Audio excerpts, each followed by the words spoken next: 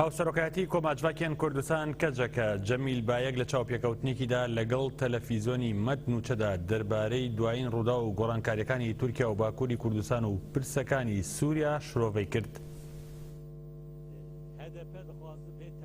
لە سەرەتای قسەکانیدا جەمیل بایەک ئاشکرای کرد هێرشی داعش بۆ سەر ڕۆژاوا لە ئەنجومەنی ئاسایشی تورک بڕیاری لەسەردرا و ڕایگەیاند پێشکەوتنەکانی ڕۆژاوای کوردستان لە بەرژەوەندی ئاکەپەدا نەبوو، بۆیە دەوڵەتی تورک و هەندێک هێزی دیکەی ناو ناتۆ کودەتایان ئەنجامدا و دەستیان بەشەر کردەوە، بەوەشەوە نەوەستان و بەرەیەکی نەژاد پەرستیان دروست کرد بۆ پاراستنی ئەو ڕژێمەی کە بە چۆکدا هاتبوو.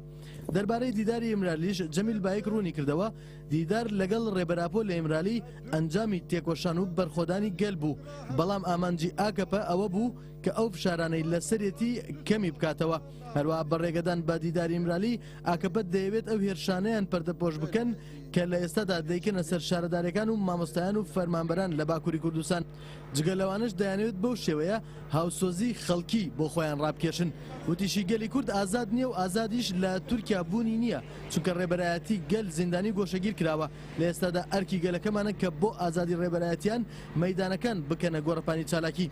جەمیل بایەک ڕاشیگەیاند کە هێشتا ئاکەپە لەوە تێنەگەشتووە کە ئیتر کورد کوردی جاران نییە و ئێستا ڕێخستن و تەفگەر هەیە، بە هەموو کەسەوە باش بزانێ کە ئاکەپە هاوشێوەی دەوڵەتی عوسمانی وڵاتەکە بەرەو هەڵوەشانەوە دەبات.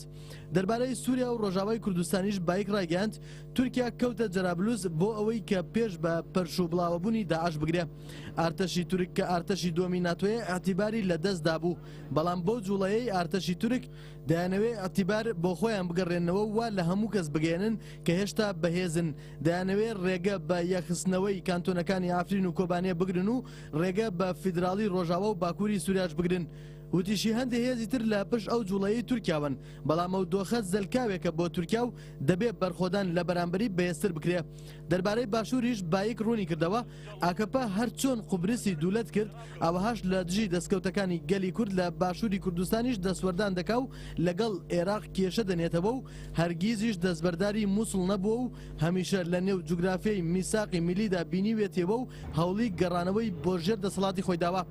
لە کۆتایشدا جەمیل بایەک ڕایگەاند دەبێت گەلەکەمان پشتی لێ نەکاتەوە و بڵێت مەمەد ئۆجەلان ڕێبەر ئاپۆی بینیوە، بەڵکو لەبەرەوەی هێشتاش مەترسی گەورە لە ئارادایە دەبێت چالاکیەکان بەگورتر بکرێن و گەلی کورد بە شێوەیە کێرەوەزی بکەونە ناو تێکۆشانی بە کاریگەرەوە.